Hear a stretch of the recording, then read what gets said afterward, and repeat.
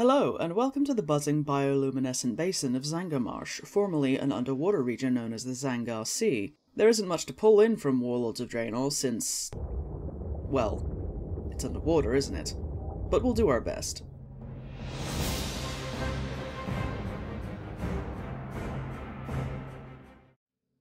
We meet up with Amberlance and Yrel at another old camp of Maev's, and by the time we get there, a contingent of druids from the Cenarian Circle have rebuilt and revitalized it.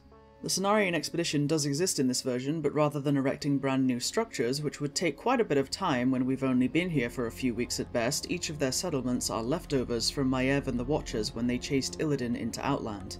Sidebar, I desperately wish there was a better grasp of time passing by with these expansions, and we are definitely not going to go by the one expansion equals 1 year in universe idea, because that's a lot of catastrophes to hit a world with one after the other. Moving on, the main plot of Zangarmarsh focuses on restoring control of the water to Outland's people and fighting back against the Naga under Illidan's control.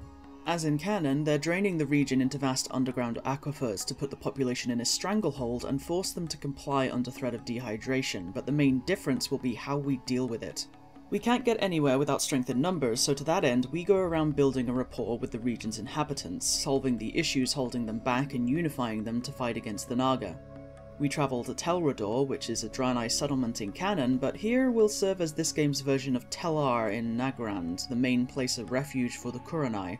It is now a much larger stronghold made out of an entire cluster of towering fungus connected by bridges, with various little stilted structures around the base and a rope lift to take us up.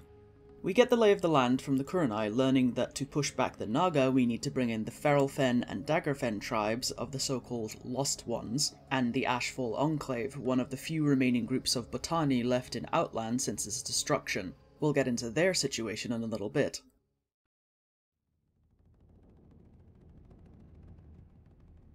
Now, when we focus on the so-called Lost Ones, and the trauma all Draenei have been through since leaving Argus, we are not going to just write the Lost Ones off as mindless monsters unless they accept the light again. That is some unexamined dogma right there.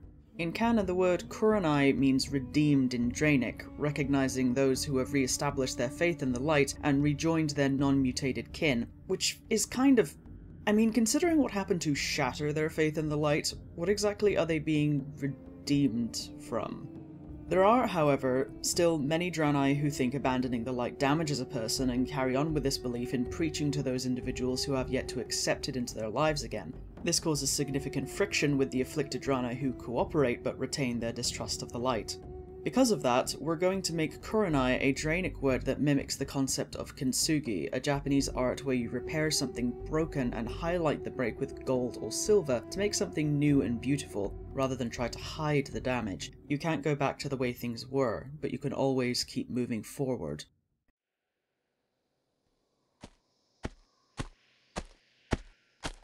Continuing with the main plot, the adventurers are accompanied by Yrel and Samara on their way to the Ferelfen.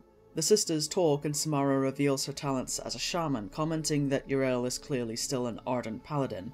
Yrel explains that she was lost after the doors of Tempest Keep sealed shut. It took her years to find her way back, and while she may be staunch in her adherence to the light now, she expresses intimate understanding of the bitterness, anger, and abandonment felt by the broken and lost ones.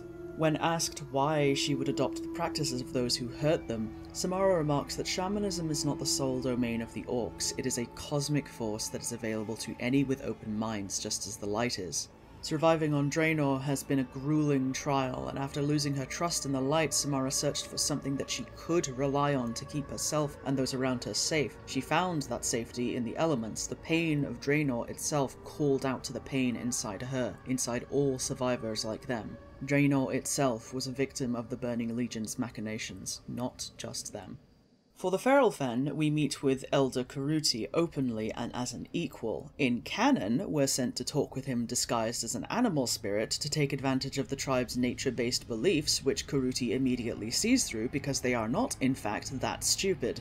But since we didn't try to deceive him, we discuss terms of cooperation to resist the Naga as a whole. To that end, we help take back relics of religious import stolen by the Naga, along with rescuing members of the tribe from enslavement and securing their territory by facilitating a spiritual bond with Kuruti and a local cluster of spore giants, fighting off Naga who try to interrupt the ritual. As a side note, broken players can be druids with animal forms reflective of Outland, so warpstalkers, sporebats, that kind of thing.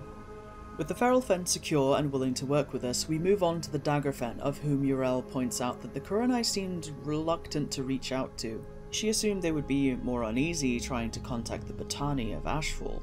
Samara explains that the world breaking as it did affected the Botani as well, rendering them unable to infest anyone. The plant folk tend to keep to themselves now outside the occasional trade. But the Daggerfen's methods of resistance are ruthless and underhanded, even othered by the rest of Draenei society as they are. Many broken like the Kurenai still retain their sense of honour and rightness, but Samara argues that the Daggerfen are surrounded by enemies on all sides, and it would be better to have people who are able to survive that working with them rather than against them.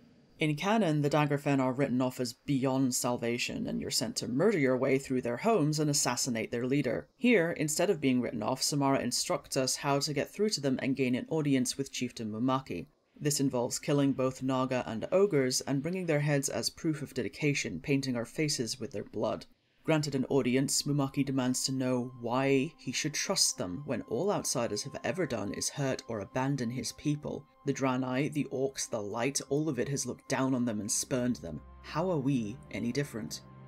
To reassure Mumaki that we empathize, Yrel steps forward and shares painful memories, telling him about the death of her parents and the way it broke her faith in the light because she could not use it to protect them.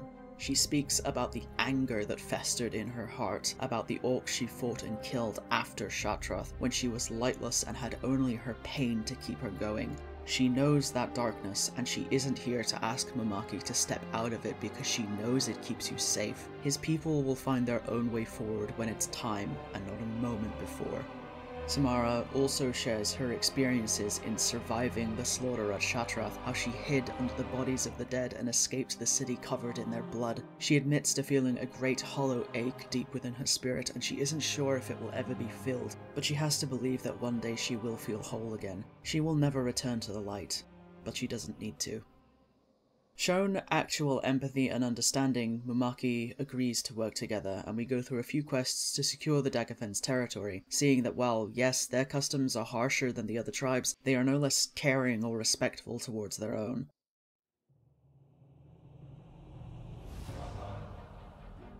Yrel and Samara stay to work with the tribes united under the Kurenai and send us ahead to make contact with the Ashfall Enclave. Now in universe, the Botani and the Primals as a whole were hunted to extinction by the Old Horde before they invaded Azeroth, which is why we don't see them in Outland. The real reason, of course, being that they just didn't exist in canon yet, but we're blending elements of Warlords into this, so. Here, the Botani live in a commune with the Sporelings, and Ashfall Enclave replaces the Sporeggar reputation, but we'll keep those rewards and add a few more, including some plant creature mounts and some nature-based cosmetics to get the druids excited. As Samara explained earlier, the wild and corruptive energies released with Draenor's destruction mutated the Botani and removed their ability to infest others. New members of their species come from a special tree that grows in the centre of their settlements, like a cross between the Hivemind Hist trees in Elder Scrolls and the spawning Pale tree in Guild Wars 2. For their help, we need to deal with the fungal giants terrorizing the spawning pools of the Sporelings and push back the ogres from Blade's Edge that are clearing land and hunting the local wildlife in excess. Over the course of helping them, we learn that the Primals were indeed hunted down, and their ancient island home of Farallon was put to the torch by Kilrog Deadeye and Gul'dan. The surviving Botani scattered into hiding and eventually found each other after the sundering of the planet. Without the progenitor spore mounds or the Geenosaurs to push them, the Botani are no less dangerous in a fight, but they aren't nearly as inclined to invade and conquer and infest. Once we're done with all that, we secure the Ashfall Enclave support and receive a message from Amberlance to meet up with her at the Dead Mire, the terrible fate awaiting all of Zangarmarsh if the Naga aren't stopped.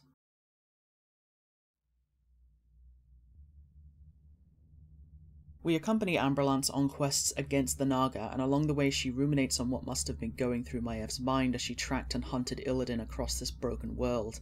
She reminisces about hunting a particularly brutal serial killer all the way to Winterspring. It was her final test before joining the Wardens. She had no family to be proud of her after the War of the Ancients, but Maiev knew how that felt. She was more at home with the Wardens than she was anywhere else.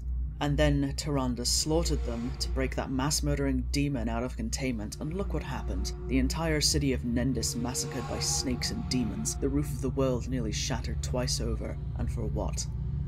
She coldly remarks that Tyrande and Malfurion won't be here to just let him walk this time, still bitter that Malfurion could overlook all those murdered by Illidan simply because he saved Tyrande's life.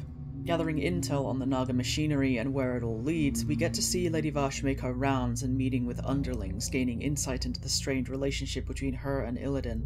The Lord of Outland is putting terrible pressure on them since Kael'thas's betrayal, and there are cracks forming in the Naga contingent, but Lady Vashj remains loyal.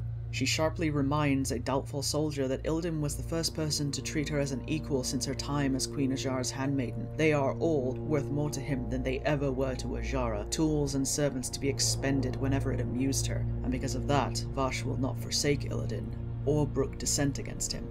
Through this gathering of intel, we learn about Skarthus the heretic and his coven of Neptulon worshippers who are working against Vashj from the inside. It's a dangerous game to play with someone invested in the power of old gods and elemental lords, but helping Skarthus will sow some much needed chaos in the ranks. Since the Horde and Alliance are supposed to be working together at this point in time, so we don't all perish in a blaze of fellfire, Ysael Windsinger and Shadowhunter Denjai work together on missions that send us into the Slave Pens, the Underbog, and the Steam Vault, systematically taking apart Naga operations at their heart.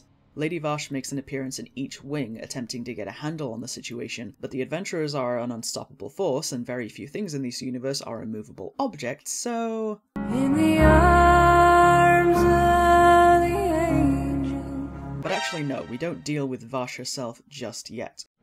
We fight Vashj outside the entrance to the raid, and when she reaches 70% health, it switches to a cutscene. Vashj uses her magic, arrows, and serpentine speed to keep Yrel, Samara, and Amberlance at bay. She hits the two sisters with a wave of arcane magic and turns in time for Amberlance to leap and slice across her face with a glaive. Hissing angrily, Vashj knocks Amberlance down, pinning her and leaning in close, threatening to drown the Night Elf as all her wretched kin should have when Azeroth was shattered. Amberlance spits that drowning once was enough for her, and she tries to kick Vashj off only for the Naga to grab her ankle and twist hard. We hear a crunch, but Amberlance doesn't scream, and when Vashj wrenches the broken limb away, she reveals that the Warden has a prosthesis made of living wood. Vash's eyes widen in recognition, but she can only get out a seething "you" before Yrel and Samara recover enough to attack, striking Vashj in the back with a burst of magma and holy fire. Heavily injured, Vashj escapes into Serpent Shrine and closes the entrance with an elaborate magical lock. We see her flee deeper into the cavern, cutting to a magical communication with Illidan where she warns him that the Azerothians are at her door. Illidan looks briefly concerned, but then hardens, commenting that they are getting close to finalizing their plans, and that once Shattrath falls, he will come for her, and they will bring Kael'thas to heel together. Vashj looks momentarily frustrated, but accepts this, telling him that she will hold the line for as long as it takes. The scene closes as Vashj tells him that there is one more thing to be concerned about, and it fades to black. At this point, Naga activity in Zangarmarsh has been successfully strangled. Outline questlines deal with much the same they do in canon, healing environmental damage done by the Naga drainage, demonic incursions, studying local wildlife, and various little side adventures. Amberlance returns to the Cenarian expedition to get her leg fixed, telling us that she will follow up on notes she found about Maiev in the Steam Vault. Meanwhile, Yrel heads to Terracar while her sister remains to help in Zangarmarsh, and the player is sent a message from Tyrion asking for help. Shattrath is under siege by Illidan's forces.